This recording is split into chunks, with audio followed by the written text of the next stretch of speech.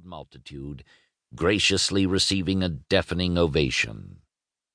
And then the eastern portal swung open. Again, the first through was a woman, Acacia Garcia. She was dressed in the leather body armor and chaps of a nomadic warrior. Not as muscular as Tammy Romati, Acacia was a lithe, athletic blend of Pueblo Indian and Spanish with a dash of Moor. She was slow-eyed and wide-mouthed, quick to laughter or anger.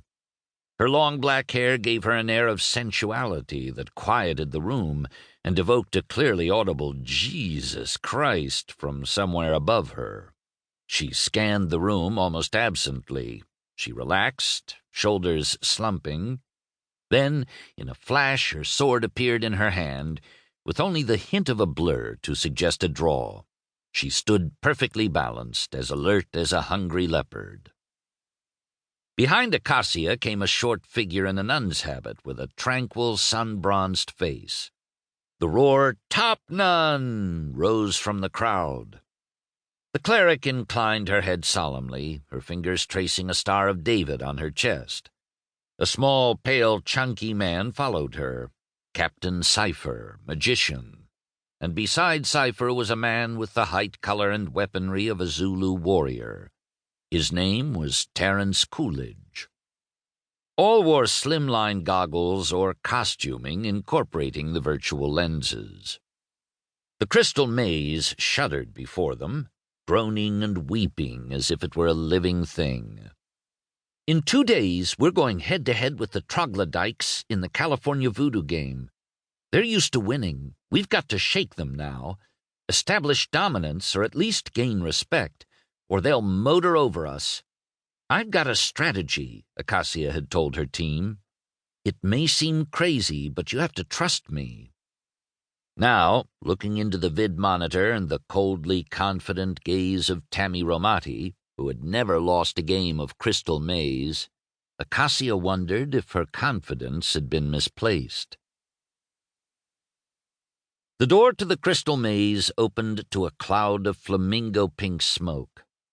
A little man walked out of the smoke. He stood only waist-high, his thick gray skin mottled with warts the size and shape of $50. His hand brushed smoke from his stubby nose, then waved Acacia and her companions forward. "This way," he whispered, raising a gnarled finger to his lips. Acacia followed the troll, trusting in her instincts and sword arm to save her.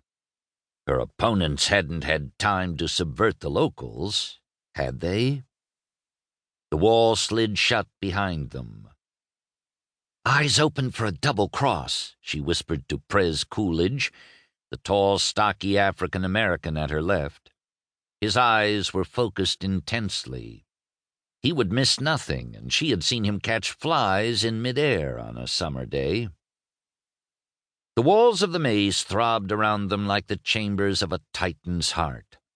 Faces flared momentarily behind crystal panels, mouths leering or laughing. If she turned to look at the faces, they dwindled, then vanished altogether, their laughter echoing mockingly through the corridors. Acacia glanced at her wrist monitor. She brushed a button on it and gained an aerial view of the crystal maze. The troglodytes were clearly visible as a cluster of red dots. She could keep track of them. It was the only sane thing to do, but the monitor's special vision had cost dearly. Both teams were expected to struggle to the center of the maze. Then, equally drained of power, they would slug it out for the pleasure of the audience. There might be another, better way. She punched buttons, disabling the wrist monitor. "What are you doing?" the slender Zulu whispered. "Trust me," Acacia told him. "I have a plan." Jesus, don't they all?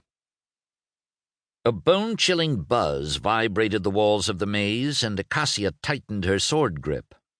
It sounded like, what, a swarm of flies? Bees? Light flared ahead, light that moved with such impossible torpor that it bounced back and forth between mirrors in a visible...